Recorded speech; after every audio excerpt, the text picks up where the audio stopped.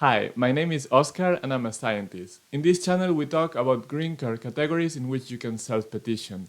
That means that you don't need to have a job offer, a company sponsoring you, and you don't even have to hire lawyers, which can save you a lot of money. Today we're going to talk about an appeal case that I want to show you, a real case of a person that appealed a denied decision and won. Appeals are really hard to win, and I think if we have a real case that we can go through, you'll learn what are the traits that can make your own case successful. So if you remember my previous video, and I'm going to move my face a little bit out of here, an appeal is not an RFE. An appeal is once your case is completely decided by the USCIS officer, you have the right, and this is voluntary, it's not mandatory, you have the right to submit a request to a different authority, which is the AAO, so they review your case again and issue a decision. To help you understand that process and decide if that is right for you, I have this previous video talking about everything, how to do the appeals, what is the cost, the timeline, and especially the success rates. Okay, so you can go and watch that. A couple takeaways from that video is that the success rates are actually very low when you appeal. Today what we're going to do is, with that foundation, we're going to go and see a real case. And it's one of those few cases that actually won an appeal. So we're going to see how the AAO treated that case, what they argued, and how this petitioner got his EB2 NIW, in this case, an EB2 NIW case, approved. So I will also show you at the end of the video where you can find examples like the one I'm going to show you now. So at your own pace, you can go and do your own research. All right, so let's take a look at this type of appeals. By the way, I have it right here printed out. So this is how the appeals look like. I don't know why my camera is blurry right now, but basically we're going to go through this type of document. But what I did is I put it in slide format, so it's more comfortable for you. Here I have a reminder of your EB2 NIW requirements, right? We have the general, advanced degree, or exceptional ability requirement for EB2 category, and then we have the 3 prongs of the Matter of Dhanasar. So that letter that I show you has an introduction where the background of the case is explained, and they also state what was the final decision that the USCIS took. Okay? Then we move into 3 sections. In the section 1, they summarize the law, the legal background in which this decision was made. For EB2 NIW, that is this section of the INA, the Immigration and Nationality Act. Okay? And they frequently will cite also a precedent decision like the famous Matter of Dhanasar. By the way, if you want to know what is the Matter of Dhanasar and the requirements for EB2 NIW, I have a video that you can go and watch as well. In section 2, they move into the analysis. So this agency, the AAO, analyzes the appeal de novo. De novo means that they examine all the evidence independently of what USCIS has done already, like if it was a new case. So for EB2 NIW, we go back to this diagram here, and again, I move my face, and you see that they are going to go through the EB2 general requirement, and then the 3 prongs of the Matter of Dhanasar. Finally, they get to the conclusion. So after they do all that analysis in all the prongs and all that, they will conclude, is the appeal dismiss or sustain? Those are the 2 general outcomes that they can reach, but there are 5 actual outcomes that they can reach, and you can go to my previous video to see what those are. So let's go with the summary of this particular case. In this case, the petitioner was a physician, a medical doctor, and also a researcher specialized in urology. The initial decision by USCIS before the appeal was that the general EB2 requirement of advanced degree was met, and again, you can refer to the diagram up here. So they agreed that this person had an advanced degree. Also for prong number 1, they decided that the substantial merit and national importance were there, so the USCIS did not argue with that. But this person failed when it came to prove that he was well positioned to advance the proposed endeavor. That's where the focus is shifted now to the petitioner and the qualifications of that person to advance that plan, that proposed endeavor. And usually if prong 1 or 2 fail, prong 3 will also fail, because prong 3 is kind of like a conclusion, a culmination of prong 1 and 2. If you are not well positioned, then of course, on balance, it would not be beneficial for the US to waive the requirement of a job offer. So this is the situation that this person encountered, and this person decided to appeal. So they submitted a request for an appeal for the AAO to review the case de novo, and let's jump into what was the analysis done by this agency, but by this part of the agency. Okay, so this is the letter I was showing you earlier. This is this.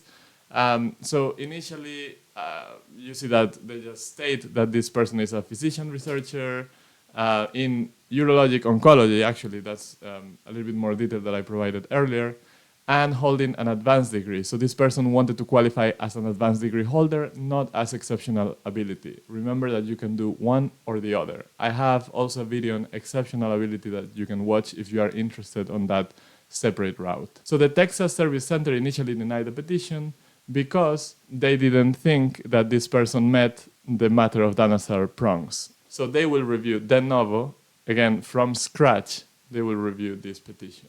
So first they go into the law, and I'm not going to read all of this. Basically they summarize the Immigration Nationality Act and the Matter of Dhanasar with the 3 prongs right here. And then they get into the analysis phase, where they state that the director concluded that the petitioner qualified as an advanced degree holder, but it was not clear that this person would deserve, quote unquote, a waiver of the job offer. Again, going back to here, the issue is in the Matter of Dhanasar for this person. So then they continue, and then they restate the endeavor statement that this person provided. They say that this person is a resident physician in a certain university, and that this person wanted to continue the work through a fellowship program.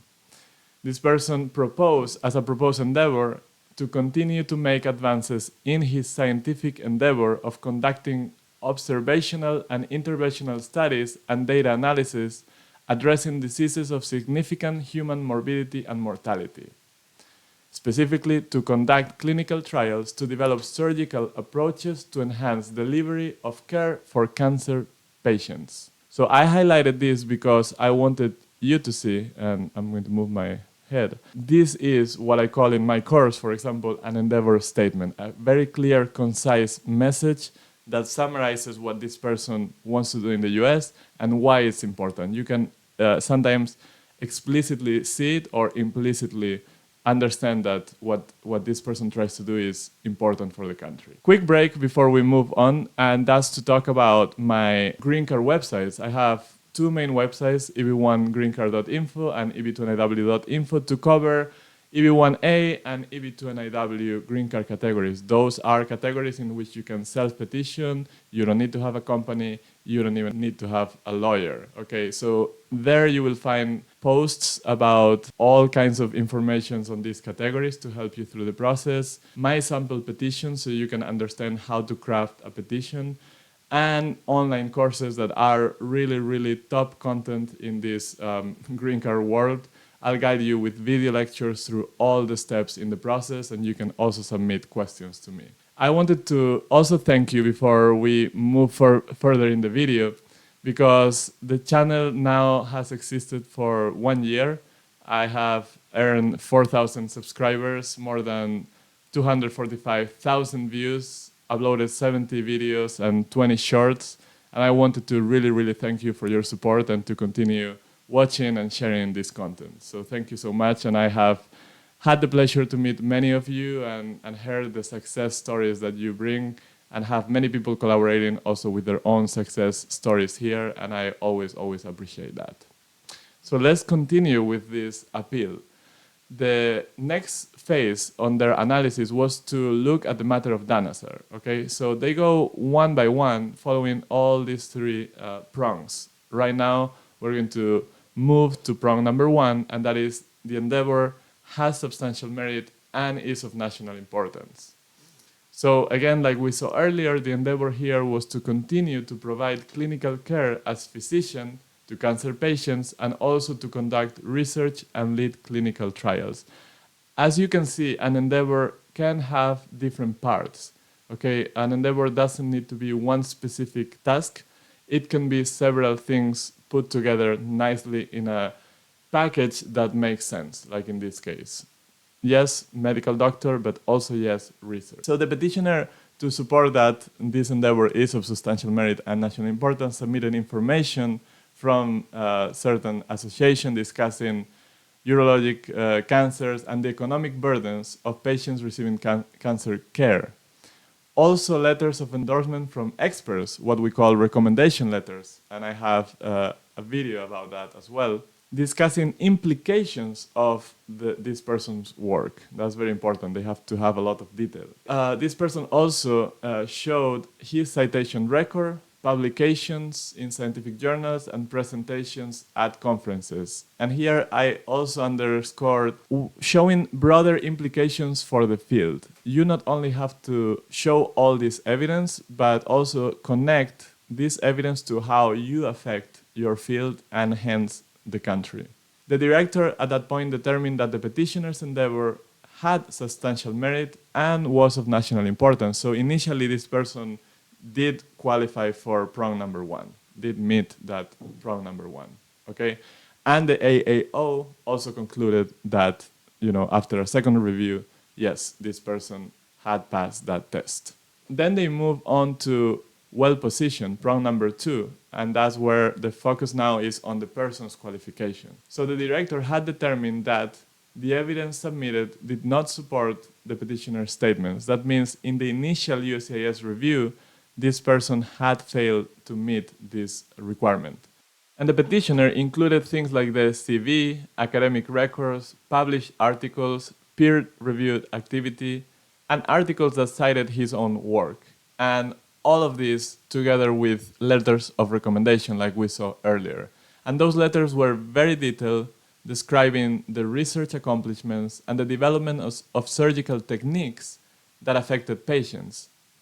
So all in all, what I want to show here is that the letters are an important part of this type of petition because they can help to validate the accomplishments of a person in the field, the significance, the further implications of this person's work. For example, one of the things that I saw was interesting here is how one letter confirmed that a test that this person created was used as a way to evaluate urologists to obtain this continuing medical education credit. Okay, that's one good example of how your work is now used by the community, and that shows that you have affected your field. The petitioner's record of success leading research projects and developing surgical methods in his STEM field, and remember STEM field, science, technology, engineering, and math is super important for the US, positioned him well to advance his proposed endeavor. So the petitioner has demonstrated that he satisfied the second prong of Dhanasar. So what we are seeing here is that the AAO is not agreeing with the initial USCIS assessment that this person failed to meet prong number two. That can be because this person provided further evidence in the appeal, or it can be because the AAO just doesn't agree with how the USCIS officer treated this case, and that is also very possible. Typically in an appeal you will send more evidence and more explanation for sure, but sometimes there is a person-to-person discrepancy here, and now this other group of people deemed this person worthy of meeting prong number two. After prong number two was met, then the only part that is left here is to see if this person also meets prong number three. And I can tell you that most of times, If you meet prong number 1 and 2, then most likely you're going to meet prong number 3, because it's the natural culmination of those two. If you have an endeavor that is national in importance and you are well positioned to advance that endeavor, you only need to kick the ball a little bit further to demonstrate that, yes, you are worthy of that waiver of the job offer. And what happened here, if you read this, is that because this person developed methods adopted by others in the field, because he works in STEM field, and he has great expertise on his practice and research field, there are many letters of recommendation validating all the claims that his work is really important for the community, the professional community. This person was able to provide enough argument that even if there are American workers that want to do this type of job that he's offering to do, the value of the contributions that he offers is such that on balance they would benefit the US even if other American workers are available. Therefore, the third prong was met. So the conclusion, and that's the third part of the process, the conclusion is that this person met the 3 prongs of Dhanasar, and then the order that this AO office gives to USCIS is that the appeal is sustained. That means checkmark. This person now can get an I-140 approved and proceed to the next stage of the green card process. So where can you find this information? We already just saw one case, one very interesting case. Where can you see more? Where can you go? Is there a repository where you can find all this information that I'm giving you here in a digested format? Yes, you can get the raw letters of the decisions in the AAO website. And I have the link here. I'll leave it also in the description below. You can click on it and then find this search engine where you can select a topic you're going to look for. If you're interested in EB2 NIW, you're going to look for that. If you're interested in EB1A, you're going to look for extraordinary ability. And then search. You can even enter search terms. Imagine that you are interested in airline pilots. Then you enter that and try to find if there are cases that you can read about this profession, or biotechnologist. Whatever it is, you can go and try to find it there. That's it from me. But of course, a reminder, I have these 2 websites that you can benefit from. And I'm particularly proud of my online courses because I believe they are the most comprehensive tool that you have out there. They include my sample petition, so you can get that real document to look at. And I will guide you step by step on the process of creating your own petition. Of course, each petition is different. Yours will be unique, but I'll help you to understand each step of the way so you can do the best work for yourself and maximize your chances of success. As usual, thank you so much for your support. I'm very happy to share one more video with you, and I'll see you in the next video. In the meantime, good luck in your green card journey.